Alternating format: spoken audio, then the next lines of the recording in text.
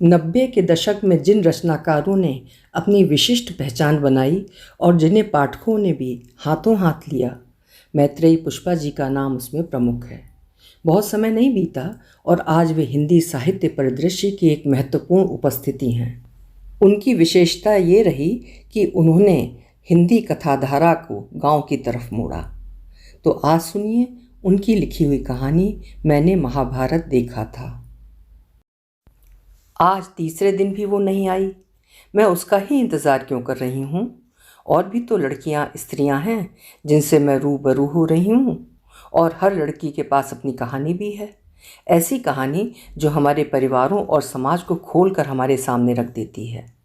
पर्देदारी का करिश्मा है कि आसपास चलता सारा कार्य व्यापार शांत, सुचारू और संतुलित सा लगता है। ढका मुदा उघड़ते ही वो क्या हो जाता है? चारों ओर अंधेरा। रास्ता खोजने के लिए एक छोटी किरण के लिए तरसती ये आंखें। क्या वो किरण थी?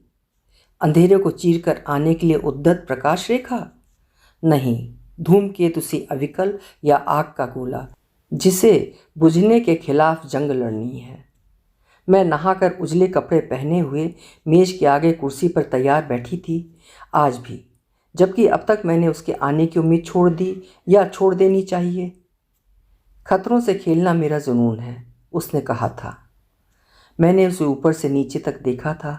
सफ़ेद कमीज, सफ़ेद चुस्त पतलून में गोरे रंग की लड़के नुमा लड़की, बॉय कट बालों में जल्दी जल्दी कंघा फेरने वाली और पैंट की जेब से रुमाल निकालकर झटकने वाली अदाएं उसने लड़कों से ही ली हैं। लंबे कद और हृष्ट पुष्ट शरीर के कारण अपनी छवि में प्रभावशाली थी, या उसके साहसपूर्ण विचार मुझे उसके इंतज़ार में बेचैन किए थे? हाँ, खतरों से खेलना मेरा जुनून है मैम। ऐसा ना होता तो हम अपने बाप के जुल्म सहकर कुंवारापन काट रहे होते और फिर किसी आदमी के गले बंधकर उसको पति मानते हुए रोटी कपड़े के जुगाड़ में उसकी सेवा करके ज़िंदगी गुजारते। मैं उसकी ओर देखती रह गई। कुंवारी लड़की अनुभवी स्त्री की तरह क्यों बोल रही है? आखिर इसने ऐसा क्या महसूस किया है? मार हमारे ऊपर वहाँ भी पड़ती। हाँ, वहाँ बस एक आदमी मारता जिसे बार बार हम अपना मालिक मान रहे होते।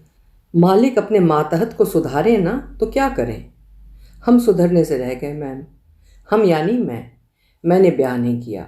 पिता का इल्ज़ाम हमारे सिर है। आपसे सच कह रही हूँ मैं, अपने फौजी पिता की बेटी गांव में बदनाम लड़की के सिवा कुछ नहीं। कारण यह है कि शादी से मना किया तो इस इनकार के खुफिया तरीकों से कारण खोजे गए, एक से एक भयंकर कारण। मुझे लगा ब्याह से मुकर जाना भगवान के विधान की तौहीन करना है। इसी की सज़ा हमें भगवान के नुमाइंदे देने के लिए मचल रहे हैं। कहते हुए उसके गुलाबी होंठों पर एक वक्र मुस्कान फैल गई और आंखों में कठोरता उभर आई। भगवान? मैम, आपने देखा है? नहीं ना? कुछ किताबें हैं पुरानी, कहते हैं कि हमारे पवित्र पुण्य ऋषि मुनि लिख गए हैं। उन्होंने भगवान को देखा था, प्रभु को पाया था, तब करके ईश्वर को महसूस किया था। बस इसीलिए ही वे महात्मा खुद भगवान स्वरूप बन गए। मुझे उन किताबों को पढ़कर बड़ा दुख हुआ कि भगवान को सिर्फ पुरुषों ने पाया, किसी औरत ने नहीं। क्या कोई स्त्री इस योग्य नहीं निकली? क्या सच में तुम लड़की हो? मैंने अपना संदेह व्यक्त कर दिया, क्योंकि उसकी आवाज़ लड़कियों की तरह ना तो सुरीली थी, ना धीमी और ना पतली। स्वर में अच्छा खासा पुरुषपन था। बोल रही थी ऐसे जैसे किताब लिख रही हो। लड़की से ऐसी आशा कहाँ? वो हंस पड़ी। हंसी में भी छनक खनक नहीं, एक गहराई थी। मैं जो भी हूँ मैम, आप तो मुझे लड़की ही मान रही हैं। चलिए, इसी अवस्था में मुझे ये विश्वास हो गया कि लड़की में योद्धा के नक्श दबे रह जाते हैं, ऐसे ही जैसे औरत ने शास्त्र लिखने की ताकत दबाए रखी। इस दब्बूपन के चलते ही उसकी ज़िंदगी की डोर दूसरे के हाथों में सरकती गई। मेरे मन में रह रहकर ऐसे ही विचार आते हैं। आप देख रही हैं मुझे, कोई लड़की नहीं कहेगा, मगर मेरा नाम ब्रजबाला है नहीं, था ये नाम। 5वीं कक्षा में थी, उम्र थी 11 साल। इम्तिहान होने को थे। वो दिन मुझे आज भी याद है, क्योंकि उस दिन ने मेरी ज़िंदगी का रुख बदल कर धर दिया। प्राइमरी में हमारी टीचर थीं शेरू गुप्ता। उन्होंने कहा था, ये तुम्हारी बोर्ड की परीक्षा है, इसमें तुम जिस नाम से प्रवेश करोगे उसी नाम से ज़िंदगी भर चलोगे। अगर तुम में से कोई अपना नाम बदलना चाहता है तो बदल सकता है। मैं अपना नाम क्या रखूं? ब्रजबाला माने गोपिकाएं, मैम ने बताया था। औरतें कृष्ण भगवान से प्रेम करती थीं, उनकी दीवानी थीं। वैसे दीवानापन बुरा नहीं होता, क्योंकि यही वो भावना है जिसके जरिए आदमी कुछ कर गुजरने की सोचता है। टीचर ने समझाया था, गोपिकाएं मतलब प्रेमिकाएं। प्रेमिकाएं अपने प्रेम के लिए बड़ी ईमानदार होती हैं। मैंने सब कुछ माना, मगर कृष्ण जिनको ब्रजबालाएं प्रेम करती थीं वे क्या थे? ये सुना तो कृष्ण ने मुझे बहुत प्रभावित किया। देवताओं से तो मैं सदा ही रूठी रही हूँ, क्योंकि वे हमारी मदद के नाम पर जीरो निकले। कृष्ण जी का भी क्या भरोसा, इतने नाम, इतने रूप, और छलिया भी कहते हैं इन्हें। मगर उन्हीं दिनों मैंने महाभारत सीरियल देख लिया। बस मैं कृष्ण की मुरीद हो गई। सीरियल की सीडी को जैसे मैं पूजने लगी और अपना नाम ब्रजेश रख लिया। ब्रजेश, मुझे कृष्ण की तरह अपना लक्ष्य साधना था। लक्ष्य क्या था? यही कि मम्मी को बता दिया जाए ब्रजेश शादी होकर विदा होने के लिए पैदा नहीं हुई या हुआ। ये हुआ क्यों?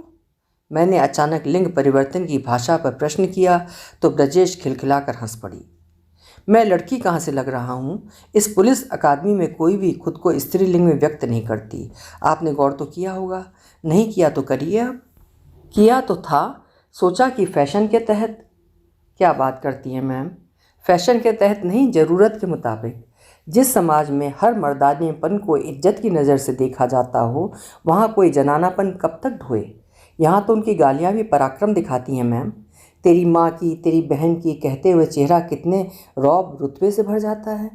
औरत के गुप्त अंगों के नाम ऐसे लेते हैं जैसे संभोग की अवस्था में हों। उम्मीद ये करते हैं कि लड़कियां या औरतें शर्मा कर आंखें झुका लें। कोई बताए कि इनको माँ बहनों की चिंता है। यही आदर है माँ बहनों का। ये तो इस भाषा का आनंद उठाते हैं। तुम भी क्या ऐसी ही गालियाँ? नहीं, गालियाँ जो मर्दों को लगें नए सिरे से गढ़नी पड़ेंगी। मैं हंसने लगी, मगर वो गंभीर थी, या कह दीजिए गंभीर था। उसी स्थिति में उठकर चली गई वो। उसकी ड्यूटी का समय हो गया था। मैं सोच रही थी बात अभी उस छोर को नहीं छू पाई जिससे कहानी शुरू होनी थी। आज पूरे 4 दिन तुम आ गए। मैं उसे ऊपर से नीचे तक देखती हूँ, फिर कहती हूँ, भक्ति करने लगे हो क्या? गले में चेन, चेन में कृष्ण की छोटी सी रंग बिरंगी मूर्ति। फब रहे हो इस छवि में। आ गई मैम आप भी मेरे रास्ते पर, कहकर वो मेरे सामने वाली कुर्सी पर बैठ गई। आगे बात बढ़ाई तो बताने लगी। बात क्या है मैम, हमने उस क्षेत्र में पांव बढ़ाए हैं जो अब तक मर्दों का था। पुलिस विभाग, इसे मर्दाना समाज अपनी बपौती मानता है। उनकी हेकड़ी जाती नहीं। हमने भी सोचा बराबरी की हेकड़ी पैदा करेंगे। अगर हम में ताकत नहीं तो संवेदना किस काम की? मुकाबला रो रो कर या फरियादें करके नहीं होता। हर हाल में ताकतवरी चाहिए, और पुरुषों की जमात मानती है कि औरत का रोना ही औरतपन के शील की निशानी है। मेरी माँ इतनी सुशील थी कि जब देखो तब रोती रहती थी। हमारा बाप इतना पराक्रमी था कि टूटी फूटी बैठक में सवेरे से शाम तक दारू पीता रहता। मुझसे बड़ी 4 बहनें उसकी लताड़ और गालियाँ खाती हुई काम में जुटी रहती। कोई घास लेने गई है तो कोई गोबर डाल रही है, कोई दूध दूह रही है तो कोई चूल्हा सुलगा रही है। घर बाहर का खटराक दिन भर चलता। एक भाई था हमारा जो बस्ता लेकर पढ़ने जाता। माँ क्यों रोती है, उसे कहाँ दर्द है? रोने का कारण समझ में आया कि माँ की तकलीफ़ बाप का नशा है। नशे का नतीजा माँ की पिटाई है। हम बहनों में जो भी माँ को बचाती बाप उसे भी पीटता। भाई जैसे महाभारत के संजय की तरह सारा नज़ारा देखकर सबको बता देता, मगर बीच में न पड़ता। मैंने महाभारत में देखा था, कृष्ण सुदर्शन चक्र चलाकर दुष्टों का संहार करते हैं। अर्जुन से कहते हैं, मारो भीष्म पितामह को, जो अन्यायी कौरवों की ओर से लड़ने के लिए तैयार हुए हैं। क्या मैं अपने बाप को नहीं पीट सकती? इतना सोचा और मैंने अपनी बाहों की ताकत का अंदाज़ा लगाया। बड़ी बहन ने छिप छिप कर मुझे भैंस का दूध पिलाया है।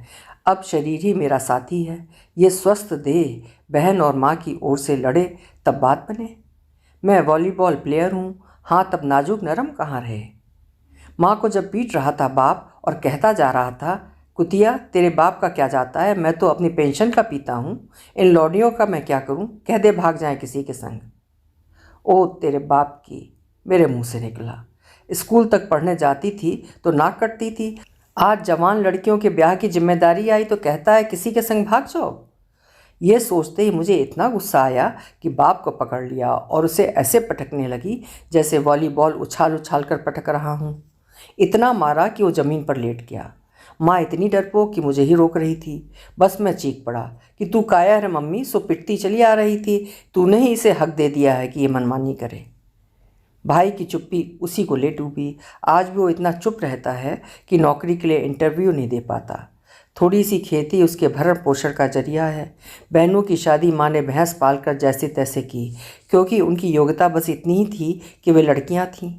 उनको जिन्होंने पत्नी के रूप में स्वीकार किया वे ऐसे थे कि किसी का दूसरा ब्याह था, 3-4 बच्चे पहली की पत्नी से थे पालने के लिए। कोई खुद ही इतना बूढ़ा हो चला था कि सेवा करने वाली की सख्त ज़रूरत थी। किसी के माता पिता ने खाट पकड़ ली थी। सब जानते थे कि नौकरानी पगार मांगेगी, पत्नी रोटी कपड़े पे आ सकती है, रति सुख अलग से देगी। माँ फिर भी संतुष्ट है, ये देखकर मुझे बड़ा दुख होता। क्या ब्याह कर देना ही बेटियों के लिए सब कुछ कर देना होता है? ऐसी ही बातों ने मुझे घर से विरक्त कर दिया। अब क्या था, मेरे बाहर निकलते ही बाप आंखें तरेर कर देखता और मैं सीधी स्टेडियम चली जाती। कई बार मेरे ऊपर झपटता और मुझे बताता कि मैं लड़की होकर ख़ानदान की इज्जत वॉलीबॉल की तरह उछाल रही हूँ, जबकि वो खुद इज्जत आबरू को दारू के साथ पिए जा रहा था। बहरहाल मैंने कर्मण्येवाधिकारस्ते मा फलेषु कदाचन कृष्ण के इस उपदेश को अपनी तरह लिया, क्योंकि मैं ब्रजेश था। कर्म किए जाओ, ऐसा मेरा अधिकार है, फल भी अवश्य मिलेगा, ये मैं कभी नहीं भूलूंगा। फल के रूप में मैंने पाया कि मैं वॉलीबॉल में इंटरसिटी यूनिवर्सिटी लेवल से ऑल इंडिया लेवल का प्लेयर बन गया हूँ। हाँ, मैंने 10वीं क्लास से बीए तक अपना रिजल्ट अपनी ही तरह हासिल किया। मैंने कभी स्कूल कॉलेज की फ़ीस नहीं दी। ये और कुछ नहीं, खेल की उत्कृष्टता का फल था। मैंने शारीरिक ताकत हासिल की, नतीजतन बाप का आतंक शांत था। फिर वो दिन भी आ गया जब राजनीतिक हलकों में अपनी प्रतियोगिताओं के लिए मुझे जाना गया। अब मैं जान गया था कि मैं यहाँ तक पहुँचा हूँ तो इसलिए कि मैंने घर की, गांव की, जाति और समाज की सड़ी गली मान्यताओं को साहस की आग में धरकर फूंक दिया है। शील, मर्यादा, परंपरा और लज्जा मेरे लिए ज़िंदगी पर लगे पुराने और मैले लेबल थे।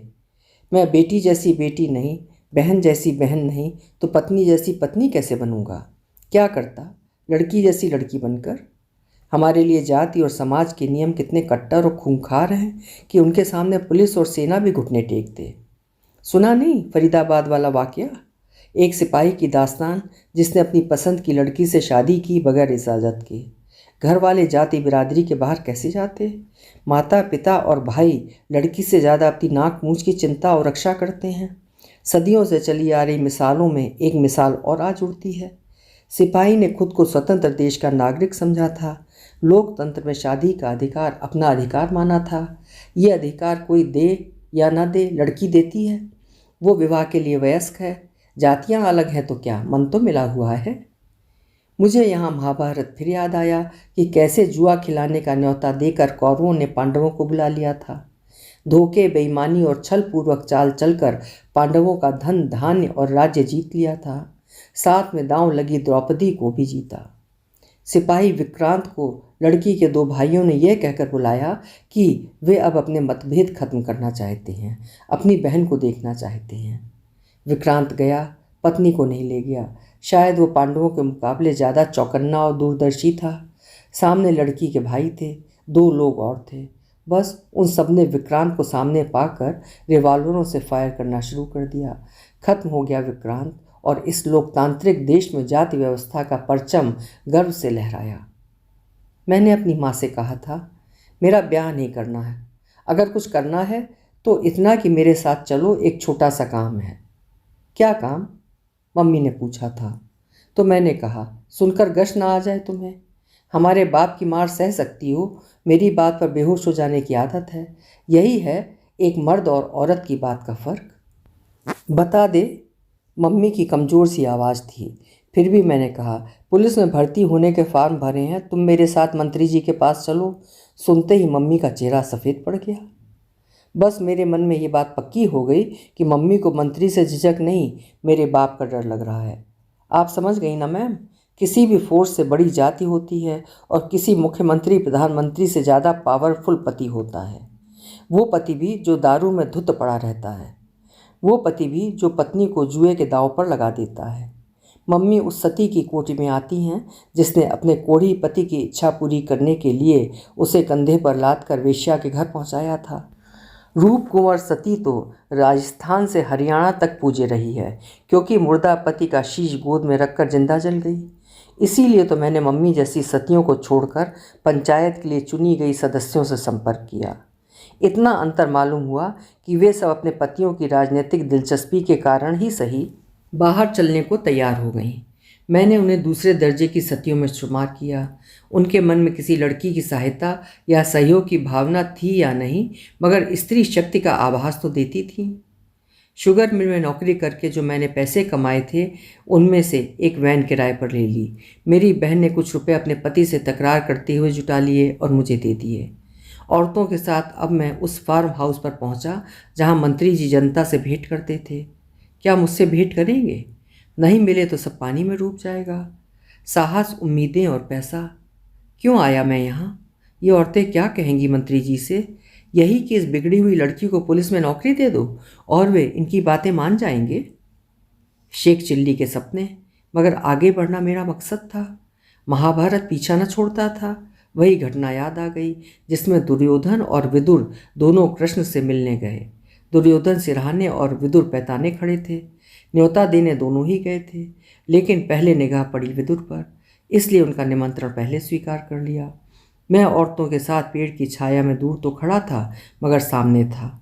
मंत्री लोगों की निगाह पहले औरतों पर जाती है, अक्सर चाहे तवज्जो न जाए। मुझे मंत्री जी के बेटे ने पहचान लिया, अपना आदमी मेरे पास भेजा। वही मुझे मेरे साथ आई औरतों के साथ वहाँ तक ले गया जहाँ मुझे जाना था। कैसा होता है कभी कभी साहस जमकर अपना रंग दिखाता है, वरना हमें बात करने के मौके कौन देता। तुम वही वॉलीबॉल प्लेयर हो जिसने यहाँ कंपटीशन में, अरे क्या गजब खेला था, अभी तक याद है? मंत्री जी के बेटे के चेहरे की हर रग प्रसन्नता से खिलती हुई और मैं विमूढ़ सा चेहरा लिए क्या कहूँ क्या न कहूँ की स्थिति में। हमारे हरियाणा में और कुछ भले कम हो, खिलाड़ी की कदर बहुत है। ऐसा ना होता तो हमारे जैसों का क्या होता।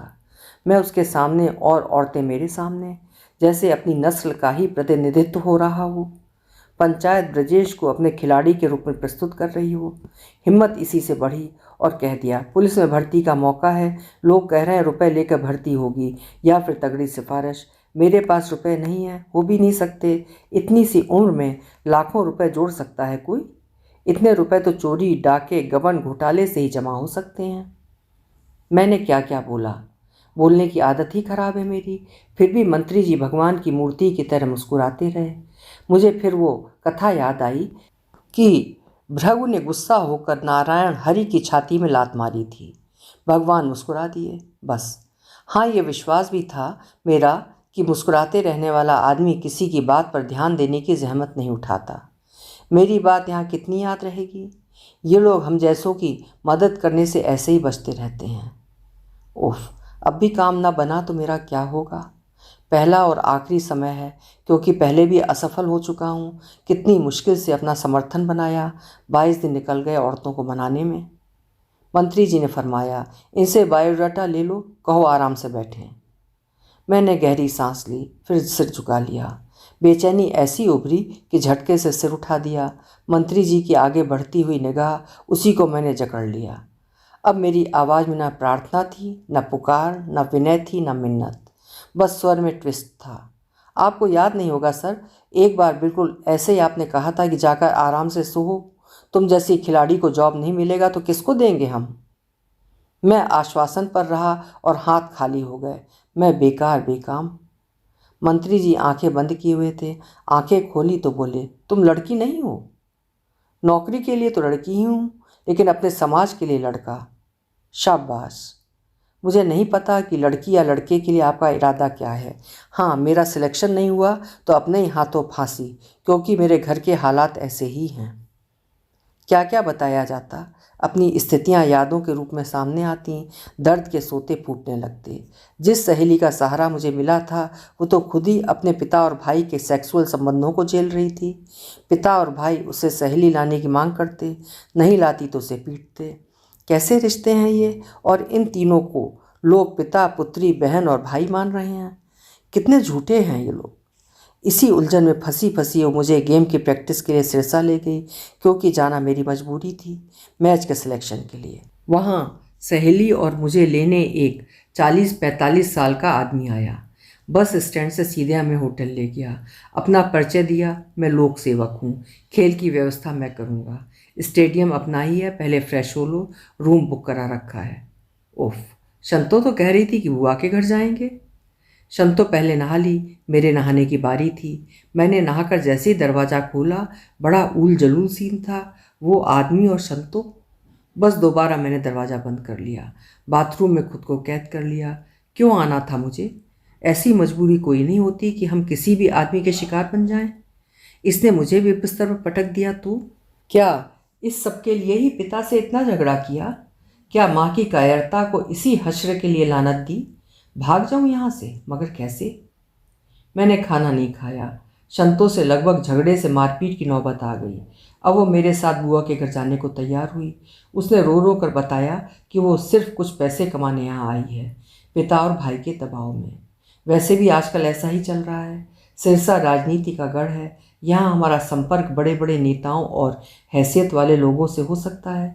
लोक सेवक जी कितनी ही लड़कियों और औरतों को राजनीति में ला चुके हैं। तूने सबको बुरी नज़र से क्यों देखा? शंतो ने मेरे सामने ही कई राजनीति से जुड़ी औरतों को फ़ोन किया।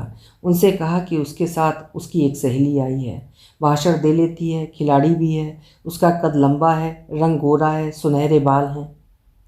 क्या अब मुझे भाग जाना चाहिए? मैंने सोचा, तय भी यही किया। शंतो की सीधी सादी सौदेबाजी मुझे भटका रही थी। दूसरे दिन हमसे मिलने कुछ औरतें आ गईं। लोक सेवक जी साथ थे। एक ने आंखें चौड़ी करके कहा, अरे ये तो वही है जो एक समारोह के दौरान पार्टी का बैनर उठाकर लगातार 3 घंटे रैली में चलती रही थी। नारे लगाए थे, क्या जोरदार। चुनाव के मौसम में ऐसी लड़कियां बहारों की तरह होती हैं। इसे तो स्थायी तौर पर राजनीति में होना चाहिए। भाग जाने का बानक ना हो, ऐसा नहीं। मुझे ही दुविधा किनारे नहीं लगने देती थी। राजनीति के आक्रोश में तो सब कुछ है, इनाम, खिताब, नौकरी, तरक्की, बड़े से बड़े पद। मगर शंतों के आसपास राजनीति के सदस्यों के झुंड हैं जो लड़कियों से मधुमक्खियों की तरह चिपट जाना चाहते हैं। एक न एक नया आदमी रात का न्योता देता हुआ खड़ा मिलता। इनकी संतुष्टि हमें चीर फाड़ कर रख देगी। झोंक आई, वहाँ से चल देने का मन बना लिया। शंतो जैसी अच्छी दोस्त खो देने का बहुत दुख हुआ। उसकी मजबूरी इतनी जकड़बंदी की थी कि खुल जाना ही गुनाह लगता। पिता और भाई के अत्याचारों से ज़्यादा लोक सेवक का व्याभिचार नहीं महसूस होता था, क्योंकि वो इसी माध्यम के जरिए ऊंची सीढ़ियां चढ़ाने की सोचता। अब स्टेडियम की जगह गांव के खेतों ने ले ली। सवेरे 3 बजे उठाकर प्रैक्टिस के लिए खेतों में पहुंच जाना, बाप जागे उससे पहले ही लौट आना। कलह के लिए समय भी कहाँ है। खेत में अभ्यास का ये फल रहा कि पाँव में बड़ी मोच आ गई। स्पोर्ट्स के कारण खिलाड़ियों के हाथ पाँव तो टूटे और ख़राब रहते ही हैं, लेकिन जब नौकरी के लिए फ़िज़िकल टेस्ट हो तब मेरी तो जान ही निकल गई। मुझे अभी ना जाने कितने और किस किस फ्रंट पर परीक्षाएं देनी हैं। वो कौन सा संकल्प था, कौन सी लगन थी, कौन से इरादे थे कि पाँव के दर्द से बेखबर कोई ब्रजेश मेरे भीतर दौड़ रहा था, हाई जंप कर रहा था। क्या कृष्ण ये कह रहे थे कि खुद को भी नष्ट करना पड़े तो करो कर्म, करना ही तेरे अधिकार में है, फल का क्या होगा सोचो मत। हाँ, आज परिणाम मेरे बूते के बाहर है, मगर है तो मेरे बूते के कारण ही। जीत या हार, विपरीत परिस्थितियों के बावजूद मेरा स्थान रेस में दूसरा था और हाई जंप एक ही जंप में क्लियर हो गया। लॉन्ग जंप 14 फीट का था, जो लड़कों के लिए होता है। मैम, लड़का लड़की क्या होते हैं, यहाँ सब सिपाही हैं, अपने अपने फ्रंट पर लड़ते हुए। हम लड़ेंगे उस समाज से जो लड़कियों के लिए असंवेदनशील और अन्यायी है। अच्छा, जय हिंद मैम, कहकर ब्रजेश ने मुझे पुलिस के अनुशासन में सैल्यूट किया और चली गई वो लड़की। मैं उसकी कहानी में लीन। अभी आप सुन रहे थे मैत्रेयी पुष्पा जी की लिखी हुई कहानी मैंने महाभारत देखा था। उम्मीद है कहानी आपको पसंद आई होगी। कल मिलेंगे ऐसी किसी उम्दा कहानी के साथ। आपका समय शुभ हो।